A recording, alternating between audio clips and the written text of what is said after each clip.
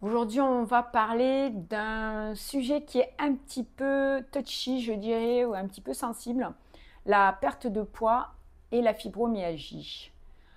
Alors, la perte de poids, bien entendu, ça peut être très important pour les personnes fibromyalgiques qui vivent en surpoids, mais ce n'est pas une solution miracle et ce n'est pas ce que je préconiserais en priorité, puisque ça ne va pas améliorer la qualité de vie au quotidien des personnes souffrant de fibromyalgie, puisque la fibromyalgie, elle est complexe et elle s'accompagne de fatigue, de douleurs diffuses et de problèmes cognitifs. Il y a tout plein de symptômes, bien entendu.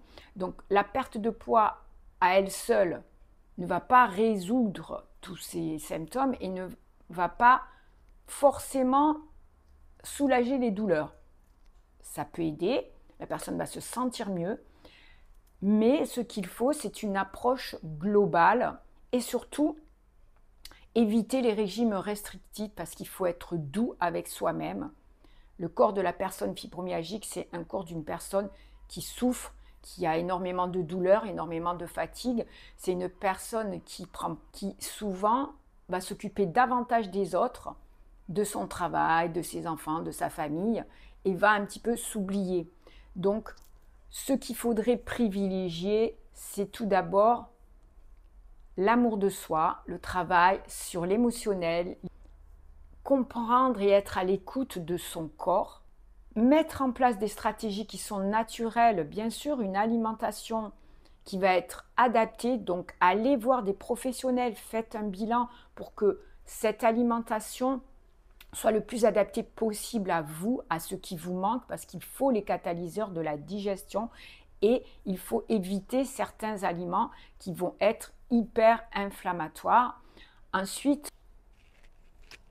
agir sur ces trois piliers va permettre à la personne fibromyalgique au fil du temps, de se sentir beaucoup moins épuisée, d'avoir donc plus d'énergie, de recommencer à faire des choses qu'elle ne pouvait plus faire en famille, des choses avec ses amis, de reprendre à nouveau soin d'elle avec plaisir parce que ce ne sera plus une corvée. En fait, de retrouver un petit peu une vie, je dirais, normale, une vie en tout cas agréable, avec de la joie. Et ça n'a pas de prix. Donc ce que je recommande surtout, c'est qu'il faut prendre son temps, y aller à son rythme, mettre en place les stratégies naturelles petit à petit, pas après pas, et que ce soit vraiment personnalisé parce que chaque cas est différent, chaque personne est différente. Chaque cause également qui ont créé la fibromyalgie, qui au fil du temps ont provoqué cette maladie, ont fait développer la maladie dans le corps, sont différentes d'une personne à une autre. Donc, mon conseil, c'est entourez-vous de professionnels de santé qui vous comprennent, qui sont à votre écoute et qui sauront vous donner quelque chose adapté à vous. Et je terminerai par une question. Quelles sont vos réussites ou vos défis dans la gestion de la fibromyalgie? S'il vous plaît, partagez-les-moi en commentaire.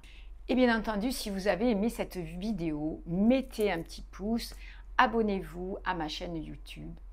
À bientôt.